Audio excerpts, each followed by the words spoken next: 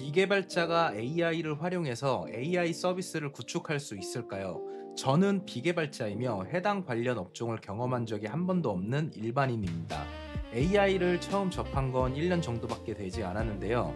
이런 저도 정식 AI 서비스를 만들고 런칭까지 할 수 있었습니다. 다만 개발자가 아니다 보니 다소 변수들이 생기고 어려움들이 많이 발생했었는데, 오늘 시간은 비개발자 입장에서 실제 서비스를 개발하며 어려웠던 점과 어떤 부분들이 문제였는지에 대해 실제 경험을 바탕으로 말씀드리려고 합니다. 네, 반갑습니다, 여러분. 자, 오늘 시간은 저번 영상에서 런칭한 알파블로그 AI를 개발부터 시작해서 런칭까지 하면서 어떤 식으로 만들었는지와 실제로 만들면서 생긴 변수들에 대해서 말씀을 드리려고 합니다. 다른 것보다 어떤 서비스인지 간략하게 말씀을 먼저 좀 드리고 실제 개발을 어떻게 진행했는지 설명을 드리도록 하겠습니다. 알파블로그 AI는 말 그대로 고품격 고품질 블로그 AI 글쓰기라고 보시면 될 것 같습니다. 블로그 전문으로 만들어진 AI 서비스로 봐주시면 될 것 같고요. 기본 지금 보이고 있는 이 화면 자체가 랜딩 페이지 기본 화면입니다. 로그인을 하기 전의 상태로 좀 봐주시면 좋을 것 같아요. 여기에서 이제 로그인을 구축을 해서 구글 로그인과 카카오톡 로그인으로 구축을 했고요. 뭐 간략하게 동의를 하고 나서 이제 바로 계속하기를 눌러주시면은 회원가입이 자동으로 되면서 로그인이 되는 화면을 저희가 볼 수가 있습니다.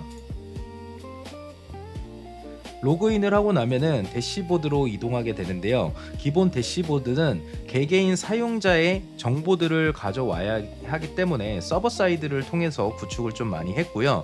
지금 보시는 것처럼 뭐 이제 크레딧이죠. 크레딧, 그리고 내 플랜, 이번 달에 몇 개의 글을 사용을 했는지, 새 글을 작성할 수 있는 모드들, 그리고 내 글이 저장을 할 수 있는 DB까지 구축을 한 상태고요. 지금 에이전트 모드라고 하면은 기능에 대해서 설명을 좀 드리려고 합니다. 크게는 두 가지 기능을 준비를 했어요. 에이전트 모드와 대량 생성 모드 두 개로 현재 구성을 했고요. 서비스를 에이전트 모드 같은 경우에는 챗 GPT, 클로드, 제미나이 이 세 개의 LLM 모델에서 나온 SEO가 최적화된 글들을 가져와서 분석을 합니다. 장단점이 어떤 건지 분석을 하고 그걸 토대로 합쳐진 최종의 블로그 글을 만들어주는 서비스라고 좀 봐주시면 좋을 것 같습니다. 대량 생성 모드라는 것도 있습니다. 요거는 대량 생성, 말 그대로 30개의 블로그 글을 만들어주는 서비스로 좀 봐주시면 좋을 것 같아요. 요금제는 이런 형태로 지금 4개의 플랜을, 기본적인 거는 베이직 플랜, 무료 플랜이죠. 무료 플랜과 그리고 실질적인 유료 플랜을 구축을 해놨고요. 이제 이런 서비스를 만드는 데 있어서 이제 정리를 한번 제가 좀 도움을 드려야겠죠. 실제로 바이브 코딩으로 제가 AI 서비스를 런칭하면서 느꼈던 감정들을 조금 말씀을 드리자면, 일단 프로젝트 자체는 앞서 보여드린 것처럼 전문 블로그 에이전트 AI 시스템이다 라고 보시면 될 것 같아요. 이런 프로젝트를 개발할 때 어떤 개발 도구를 사용을 했냐, 초기 구축은 커서를 통해서 커서 내에 기본적으로 장착되어 있는 GPT-5로 프론트엔드 뼈대로 구축을 했고요. 대부분의 백엔드 같은 경우에나 이런 것들은 클로드 코드를 사용해서 작업을 진행을 했습니다. 그리고 클로드 코드를 하다가 간혹 사용량이 모자르거나 막히는 부분이 있거나 해결하지 못하는 부분들이 있으면은 오픈 AI 코덱스나 아니면은 커서 자체에 있는 GPT 이런 거를 통해서 문제 해결을 했고요. 요즘에는 MCP라는 게 또 많이 나와 있기 때문에 결제 구축도 토스페이먼트 MCP를 사용해서 쉽게 구축을 할 수가 있었고, DB, 수파베이스 같은 경우에도 MCP를 사용해서 구축이 쉽게 됐습니다. 그리고 이제 저희가 배포했던 벌셀이라는 이제 배포 사이트 자체도 클리를 지원을 하기 때문에 그걸 통해서 어느 정도 쉽게 저희가 이제 펑션이라든지 이런 거를 만들어낼 수가 있었고요. 실질적으로는 제가 직접 코드를 입력했던 부분들은 하나도 없었다라고 좀 보시면 될 것 같아요. 자, 일단 기본적인 프론트엔드 기술 스택은 이런 형태로 이제 구성을 했습니다. Next.js를 사용을 했고요, 리액트를 사용을 했고, 지금 보시는 것처럼 뭐 요 정도라고 좀 보시면 될 것 같아요. 프레이머 모션을 조금 썼고 이제 애니메이션 같은 경우에 그리고 테일윈드 CSS를 사용을 해서 구축을 했습니다. 그리고 백엔드와 AI 시스템은 앞서 보신 것처럼 가장 큰 거는 오픈 AI GPT-5 나노 모델 그리고 클로드 하이코 모델을 썼고 제미나이는 2.5 플래시 라이트 모델을 사용을 했어요. 지금 그리고 이제 데이터베이스랑 백엔드 이제 앞서 말씀드린 것처럼 수파베이스 기반으로 통해서 구축을 했고요. 이 인증 권한, 오스 인증 권한이라든지 아니면은 이 엣지 펑션 같은 경우에도 전부 다 수파베이스 통해서 구축을 했다라는 걸로 보시면 될 것 같고 그리고 나서 메일건을 통해서 구독을 진행을 해주셨던 분들에게 일주일 전에 구독 결제 알람이 갈 수 있게끔 메일을 보내주는 시스템을 메일건을 통해서 구축을 해둔 상태입니다. 자, 결제 그리고 배포 관련해서 말씀을 드리자면은 토스 페이먼츠를 통해서 구축을 했고요. 벌스를 통해서 배포를 했습니다. 토스 페이먼츠는 앞서 말씀드린 것처럼 MCP를 지원을 하고 있고 문서에 접근할 수가 있어서 그 MCP를 사용해서 쉽게 구축을 했는데요. 여기서 하나 좀 짚고 넘어가야 되는 거가 있는데 이따가 제가 또 한번 말씀을 드릴 부분이긴 하지만은 토스 페이먼츠에서 이제 두 가지 형태의 결제 시스템이 있습니다.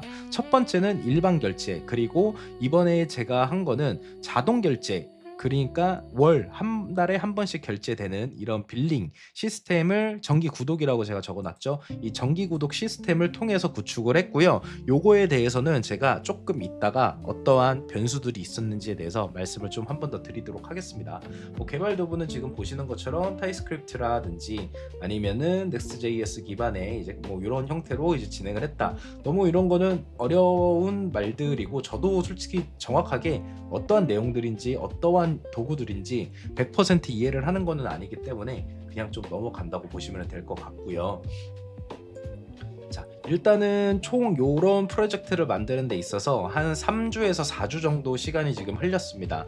실질적으로 앞서 보여드렸었던 뼈대 프론트엔드 만드는 거는 하루에서 이틀 정도면 금방 만들었고요. 커서를 통해서 그리고 GPT-5로 기초적인 뼈대를 잡고 클로드 코드로 조금 더 업그레이드를 시켜달라든지 하는 형태로 좀 발전을 시켰고요. 그리고 나서 이 백엔드 실질적으로 멀티 LLM 모델들을 갖고 와가지고 구축을 하는 거는 그 클로드 코드를 통해서 많이 구축을 하기는 했는데 지금 저 같은 경우에는 GPT 따로 가져오고 클로드 따로 가져오고 제미나이 따로 가져왔는데 그냥 오픈 라우터 같은 거를 사용을 해서 구축을 했어도 나쁘지 않았겠다라는 생각이 좀 들기는 하더라고요. 자, 그리고 한 구독 결제 시스템은 한 3일 정도 걸렸던 것 같아요. 왜 3일이나 걸렸냐면은 이 자동 결제 시스템의 심사가 3일 정도 걸렸습니다. 구축은 금방 됐는데 그게 조금 걸렸고요. 그리고 이 결제 시스템에 맞춰서 그 각 플랜들에 대해서 정기 결제가 진행이 될 때 어떤 식으로 코드들이 작동하게 되는지 잡는데 한 3일 정도 걸렸던 것 같아요. 그리고 나서는 실질적으로는 베타 테스터 분들을 모아서 베타 테스트를 진행을 하면서 피드백 수집을 했는데 다른 것보다 이 베타 테스트를 진행을 했던 게 저한테는 가장 컸던 좋았던 점으로 좀 봐주시면 좋을 것 같습니다. 제가 이 프로젝트 전체를 관리를 하지만 이게 실질적인 사용자 입장에서 사용하다가 분명히 이런 부분이 개선이 됐으면 좋겠다라는 부분들을 빠르게 피드백을 받아서 빠르게 반영을 할 수 있고 전부 다 신경을 쓰지 못하기 때문에 이 테스터 분들께서 도움을 정말 많이 주신 케이스라고 좀 봐주시면 될 것 같아요. 자, 일단 제가 진행을 하는 데서 가장 처음에 변수가 생겼었던 부분이 이런 부분이었어요. 처음에는 제가 벌셀로 배포를 한 게 아니라 이제 넬리파이를 통해서 배포를 했었는데 이걸 통해서 배포를 하다가 이 펑션 타임아웃이라는 게 존재를 하더라고요. 그리고 이 펑션 타임아웃이 스트리밍을 포함을 하고 있다 보니까 LLM 모델들이 생성을 하다가 어느 순간 뚝 끊겨버리는 문제가 생겼어요. 중간에 응답을 이제 끊어버리는 거죠. 그런 것 때문에 엄청 골머리가 아팠는데 벌셀로 이제 전환을 하고 나서 문제가 해결됐습니다. 스트리밍 응답이 타움아웃에서 좀 제외가 되는 케이스다 보니까 이 벌셀로 좀 구축을 했고요. 실질적으로 이런 거는 좀 신경을 못 썼던 거죠. 로컬 호스트에서 개발을 다 해서 정상적으로 작동을 했고 그걸 통해서 넬리파이에 먼저 배포를 했는데 거기에서 계속 오류가 났던 거예요. 그래서 왜 그럴까 한 하루 이틀 정도는 진짜 좀 고생을 많이 했던 것 같습니다. 그러다 결국에는 완전히 바꿔버리니까는 해결을 한 모습을 볼 수가 있고요. 그 다음에 두 번째는 이런 경우가 좀 있었어요. 투스페이먼츠 구독 결제 심사. 저는 이제 이번에 자동 결제, 구독제 이 빌링 시스템이 기존의 이 빌링 시스템이 아니라 일반 결제 토스와 계약이 되어 있어서 따로 심사가 필요 없을 줄 알았는데 자동 결제 시스템은 심사를 한 번 더 받아야 되더라고요. 그러다 보니까 생각보다 3일이라는 시간이 더 소요가 됐고 결국에는 일반 결제와 이런 구독제 결제는 좀 별개로 심사를 받아서 승인이 나야지 저희가 사용을 할 수 있었다라고 좀 보시면 될 것 같습니다. 지금 보시는 것처럼 결제 방식마다 별도 심사가 필요하다라고 지금 제가 적어놨죠.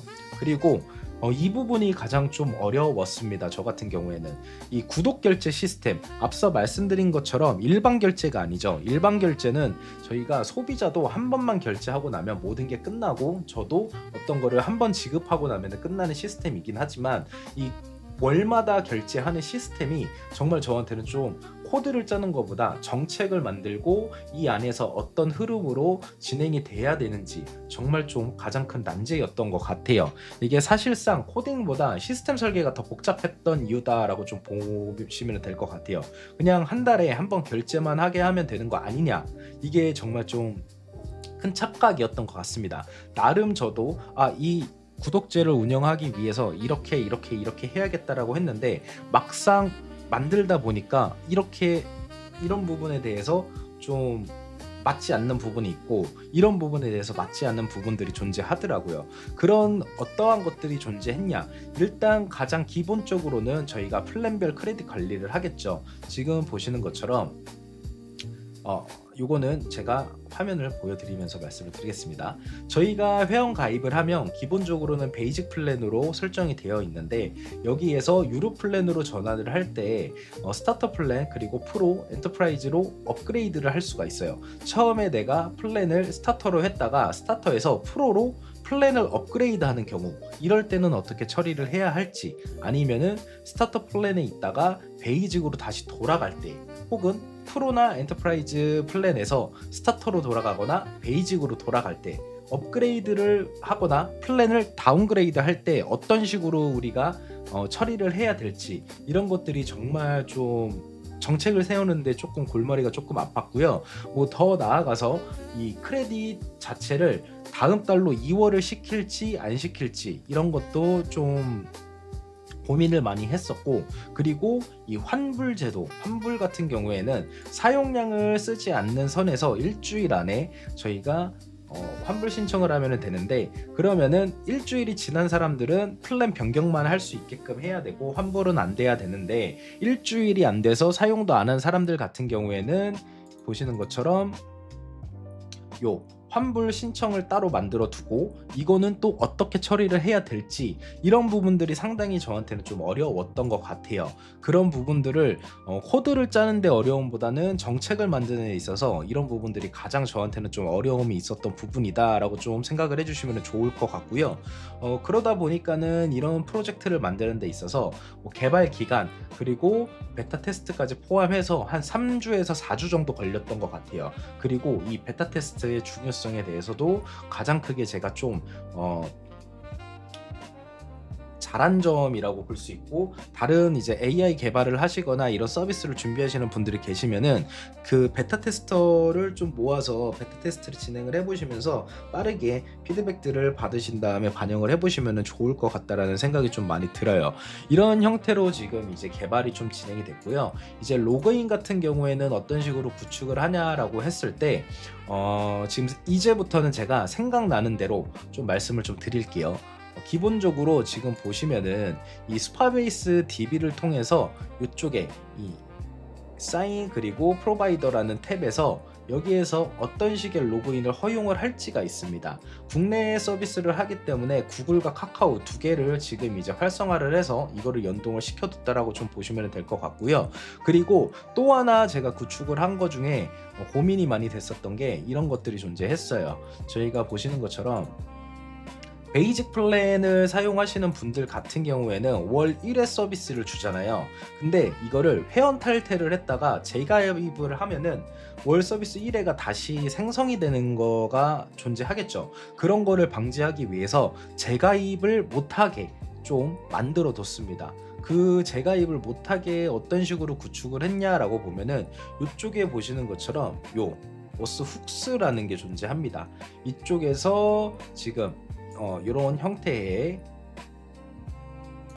함수를 만들어 가지고 구축을 해놨고요. 지금 보시는 것처럼 이 삭제된 유저 테이블을 참조를 해서 가입을 못하게끔, 재가입을 못하게끔 이제 방지를 해둔 거죠.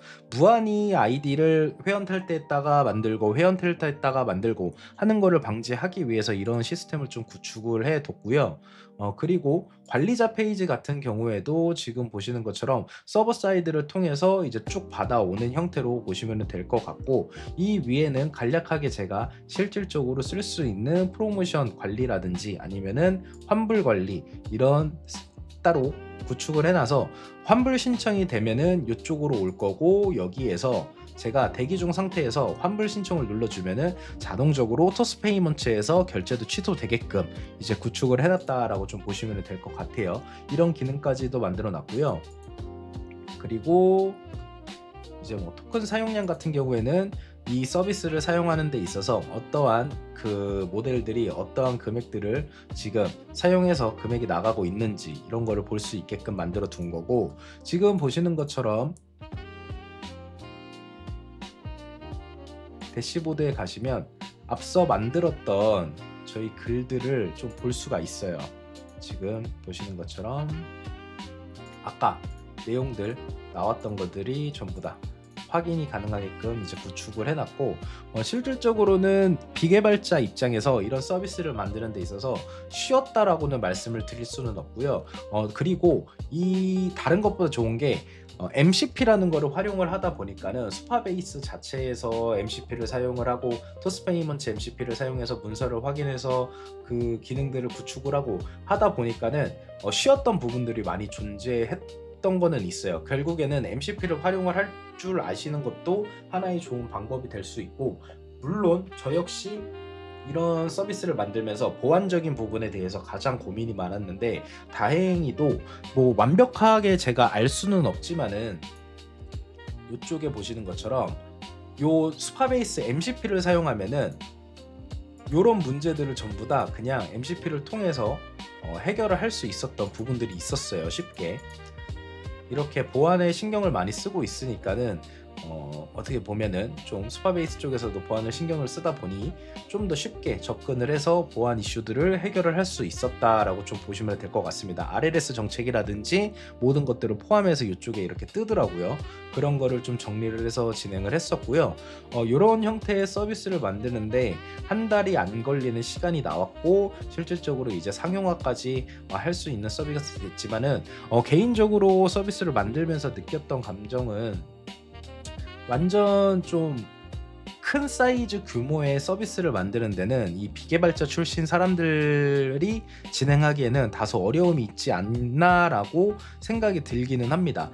앞으로 AI들이 얼마나 발전하고 이 코딩 관련해서 더 발전하는지에 따라서는 좀 달라질 수는 있고, 좋은 뭐 도구라든지 좋은 플랫폼들이 나오면은 가능은 하겠지만 아직까지는 많이 발전을 했지만서도 비개발자 입장에서 이런 서비스를 만든다는 게 쉽지는 않았던 것 같다라는 게 제가 느낀 감정입니다. 여러분들도 그래도 이런 서비스를 하나씩 만들어 보시고 좀 더 AI와 친숙하게 지내시면서 좀 더 발전해 보시면 좋을 것 같습니다. 자, 오늘 시간은 여기까지고요. 다음 시간에 또 한번 만나 뵙도록 하겠습니다. 감사합니다.